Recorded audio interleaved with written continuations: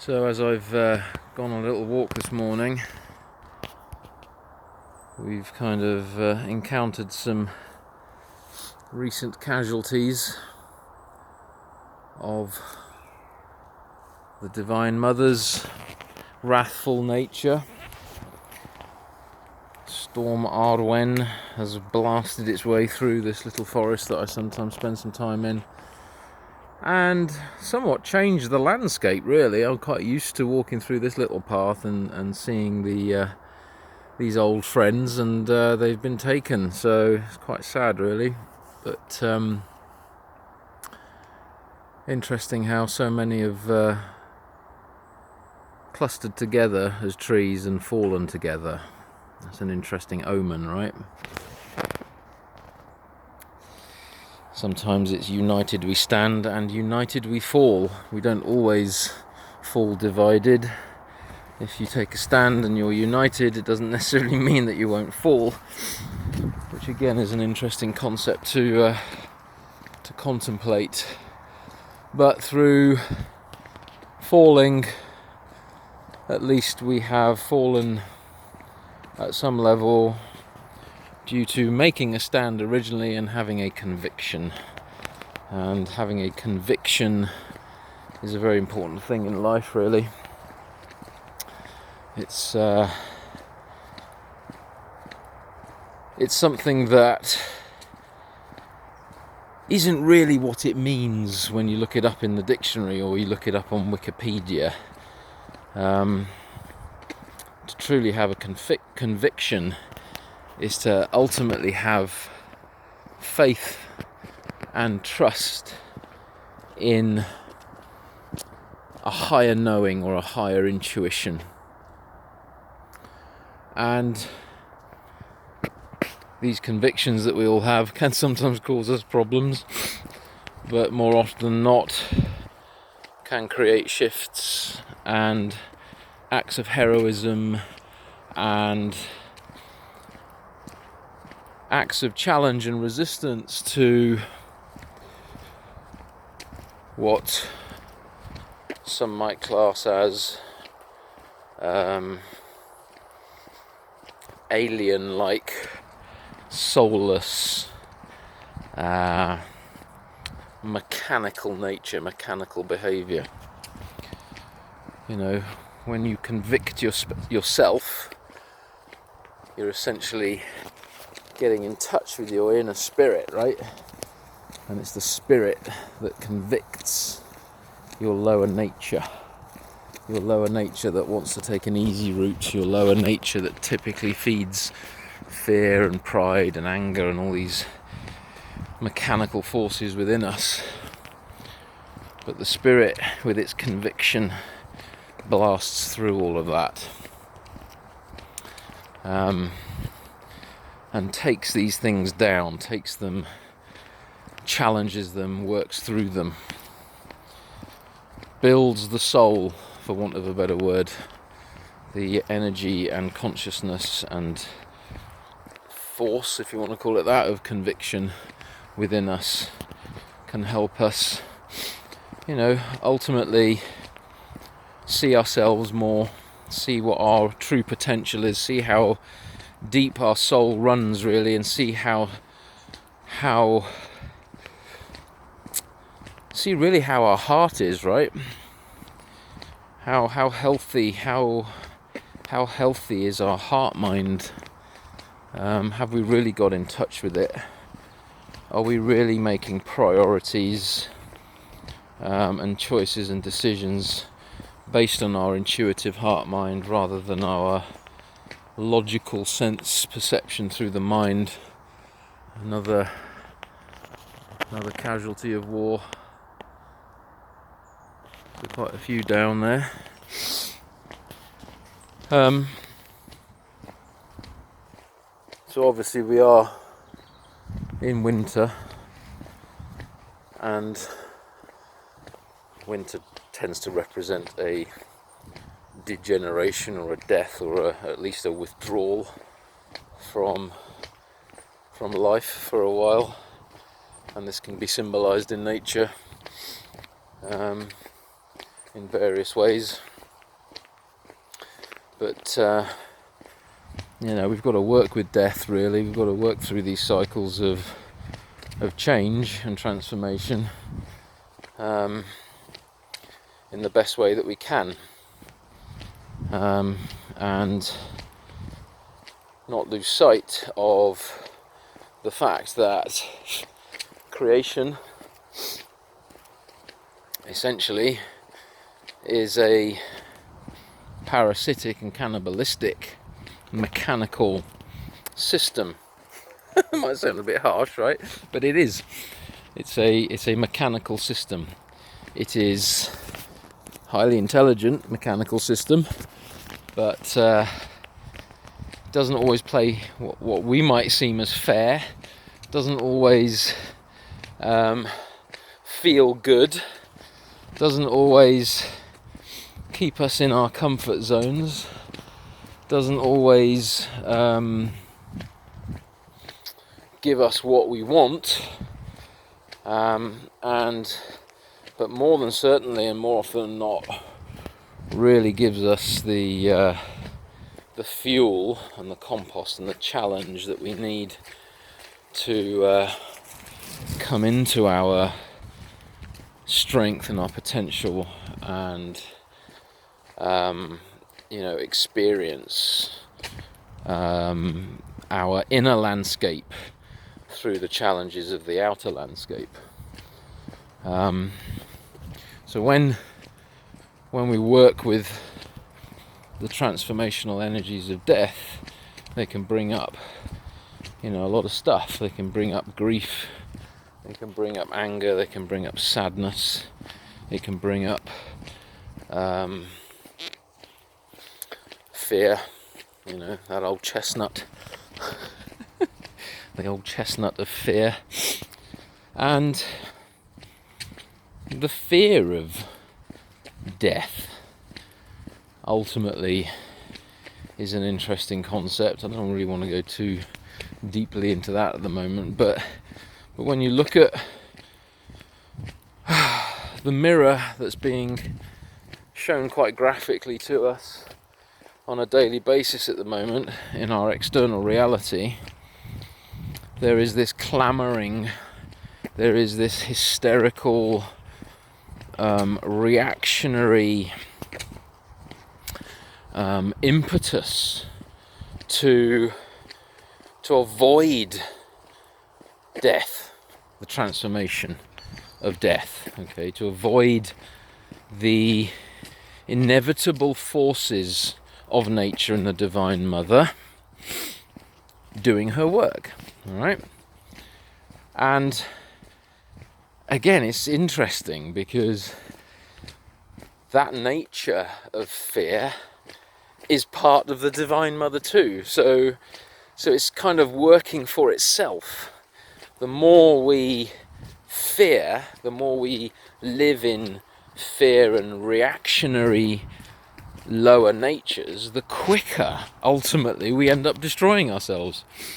It's a self-fulfilling prophecy, and I am no prophet, okay, but at some level you can kind of see what's happening, all right?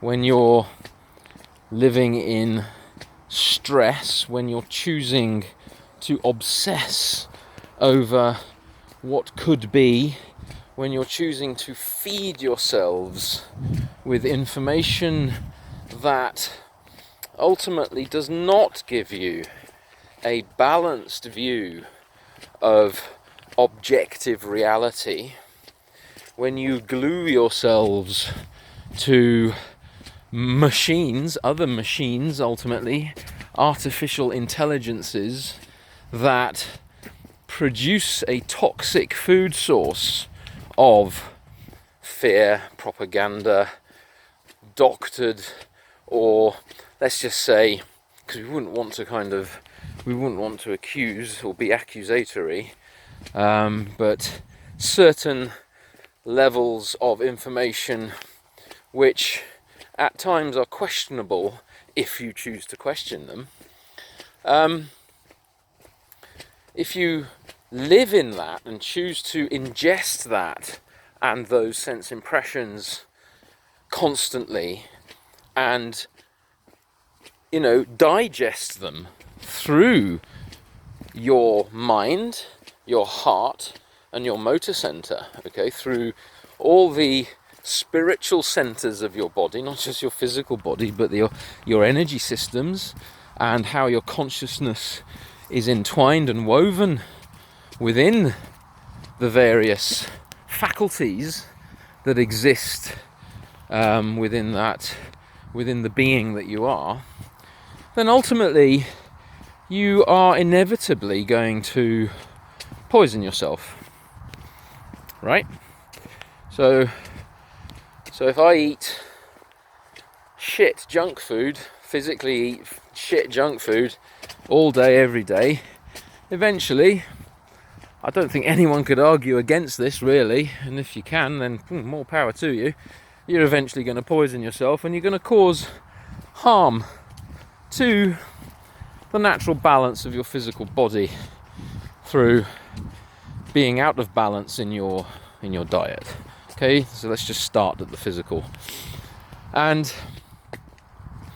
that processed food that you put inside you has essentially been mediated. Okay, so mediation, the word mediation, is an interesting one, because when we ask someone, for example, to mediate for us or advocate for us, we are essentially asking another being to take our, at some level, inability to express ourselves, put that information, or what we would want to express, through the filter of a mediator, and then have that projected onward to another being or another individual that might receive that information in a slightly different light. So mediation ultimately is a filter, and when we mediate food, we essentially process it, we change it, we transform it. We take food that, and for you vegans out there, I apologise, that starts off as hungry cows in a field chomping on hay, naturally organic. I think these fields are organic, I'm not 100% sure, but hey ho. Natural meat, which then gets slaughtered and butchered and sent into various mediation facilities, processing facilities, that either keep it fairly natural, so it might end up on someone's plate as a steak, but when it goes through various other processing and mediation stations, it doesn't end up looking like its original source. It ends up looking like something completely different, and actually tasting like something completely different. So through that mediation process, the natural, balanced fire, prana, tattva, the natural elements within nature have been modified. They've been modified through an egoic mediation process. They've been modified through ultimately a creative process, but a process that potentially might make something seem, taste, or feel more exciting and attractive to the senses. And by doing that, there's always a consequence. There is always a knock-on karmic result. And most of the time, when we overindulge in over-mediated sense impressions, we end up poisoning ourselves. Another example of this might be if we are watching a certain item in our living room and we choose to turn on a certain media channel, a news channel, or a documentary channel, something that again is mediating data, mediating information. So rather than you as an individual going out to the direct source of that information, that objective reality, looking, seeing, feeling, sensing and intuiting for yourself what is going on. We choose and allow to give our power to information channels, media channels that ultimately mediate the mind, our minds. What they do is they transform certain sense impressions and hypnotize us into ingesting information, which then enters our morphogenic field in some way, shape or form. And what we do with that then is dependent on what is in us. So if we are susceptible to the psychological aggregate of fear, and we are viewing statistics coming through a television set which ultimately is promoting fear and division and all sorts of other kinds of mediated facts, then ultimately that data is going to have an effect on our mind and our heart and our physical body. It is going to eventually, even though that sensation of potentially fear or pride or anger gives a spark of sensation or feeling that we might temporarily, in some way, strange way, shape or form enjoy, eventually that poisons us, because what it's doing is it's creating a destructive cycle within us energetically, and then obviously everything starts at the energetic level, moving through physically to the point where we may take actions externally, or we may make decisions and project opinions which reflect how we have digested those sense impressions, those mediated sense impressions, how we have transformed them. So it's interesting how not only do we have mediators, mediation outside of us through various institutions, networks, people, authoritarian structures and whatnot, they are merely the starting point of the information coming into the body, because then through us, through our own psychological aggregates and egos, demons, whatever you want to call them, that mediated information also gets mediated through our own filters.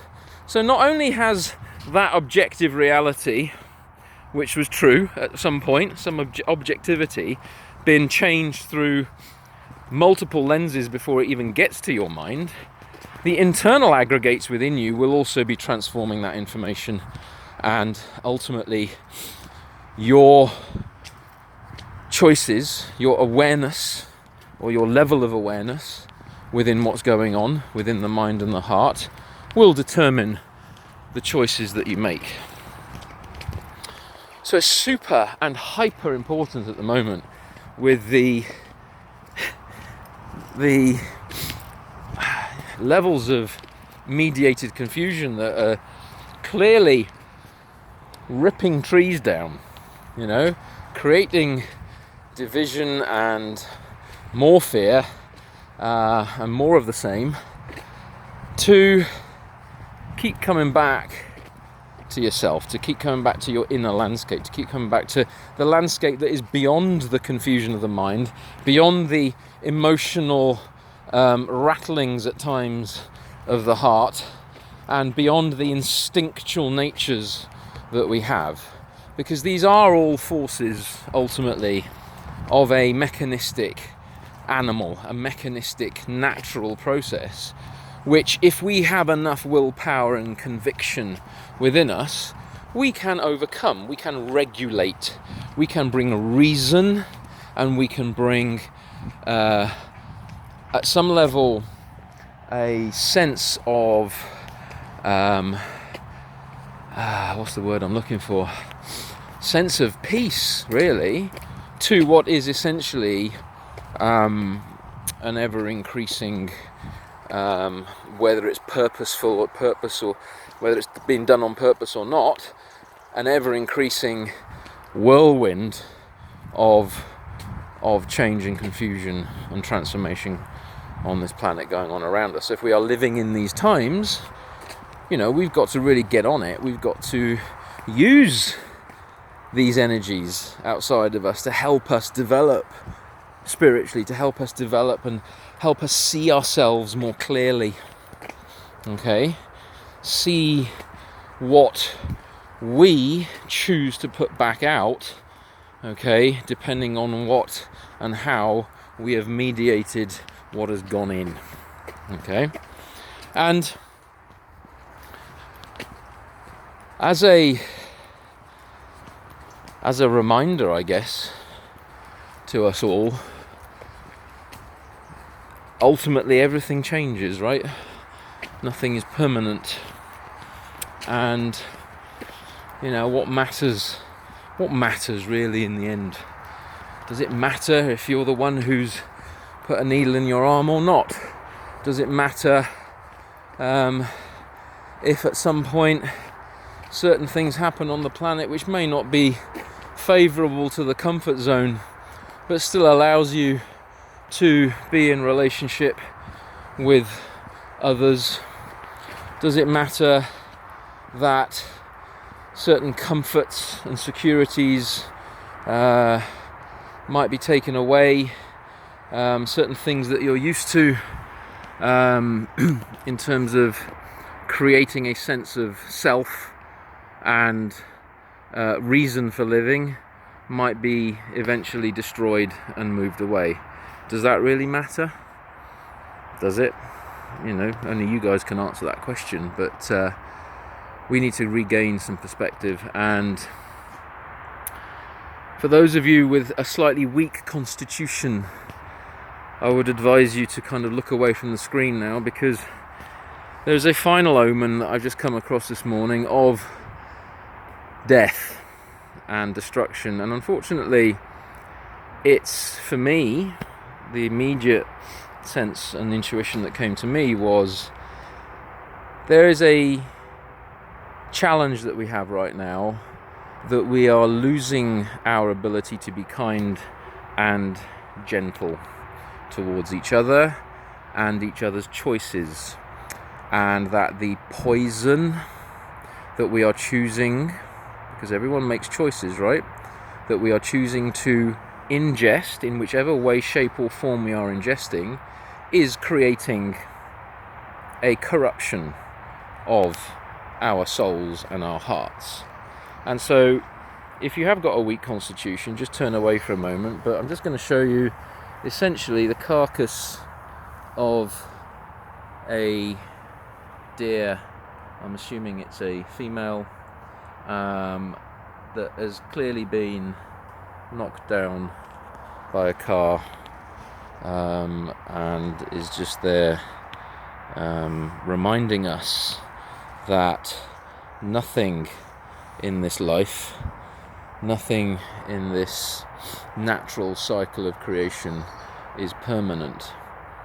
But although there is no soul left in that physical carcass, the eyes are vacant. It is an omen of a challenge to us, I feel, that we must rekindle that light within us to understand and be more patient with each other as we move through these interesting times of darkness and death and destruction. It's never a pleasant or easy process. So I think I'll end it there. Not meaning to be morose or too serious about everything, but occasionally we've got to ground our reality somewhat, and we have to ground, how we're really feeling inside, and get some sense ultimately of what it all means and how we can work with these energies more effectively, more consciously, and with more awareness. So let's remember, as that beautiful doe reminded me this morning, as I walked past her initially, is to remember to be kind to each other. Remember to be kind. There are enough forces going on in the world right now which aren't kind, that are breeding and tempting and mediating division, anger, frustration and confusion and fear. And if we continue to feed that, we will be creating a reality for ourselves which, when we look back on it, we may not really enjoy all that much. And then that feeling of regret comes in.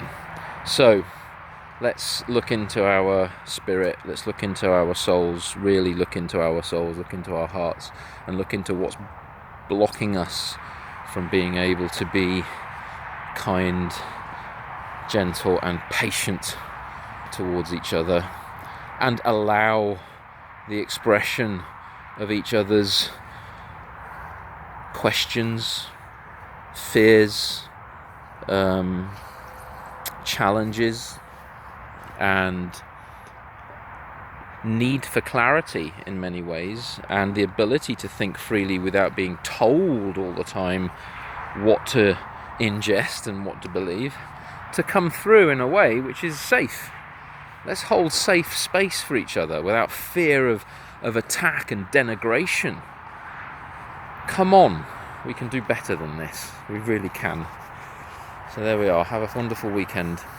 See you in the next video.